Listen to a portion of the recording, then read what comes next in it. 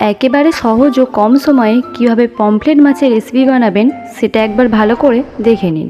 এর জন্য প্রথমেই মাছগুলোকে নুন আর হলুদ মাখিয়ে সাইড করে রাখুন।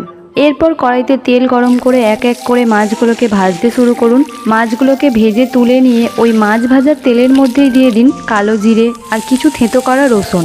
রসুনটাকে হালকা করে ভেজে নিয়ে ওর মধ্যে অ্যাড করুন পেঁয়াজ কুচি, টমেটো কুচি ও কাঁচা লঙ্কা কুচি। আমি এখানে সব কিছু একসাথে কুচি করে নিয়েছিলাম। আর এইগুলোর মধ্যেই অ্যাড করে দিন নুন আর হলুদ গুঁড়ো। আর এই সবগুলোকে একসাথে ভালোভাবে ভাজুন। আর ভাজা হয়ে গেলে ওর মধ্যে একটা পেস্ট অ্যাড করুন। তার জন্য নিয়ে নিন 1 চামচ সাদা সর্ষে, 1 চামচ পোস্ত ও কিছু জিরে ও আগে থেকে ভিজিয়ে রাখা কয়েকটা শুকনো লঙ্কা। এটাকে পেস্ট করে ওর মধ্যে দিয়ে দিন আর ভালোভাবে কষান। আর কষানো হয়ে গেলে যখনই তেল ছেড়ে আসবে ওর মধ্যে জল অ্যাড করুন। আর জলটাকে মশলার সাথে ভালোভাবে মিশিয়ে নিয়ে মাছগুলোকে অ্যাড করুন।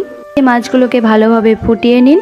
আর মাছগুলি যখনই ভালোভাবে রান্না হয়ে যাবে ফুলে ওপর থেকে 1 চামচ সর্ষের তেল ছড়িয়ে দিলেই আপনার রান্নাটি কমপ্লিট।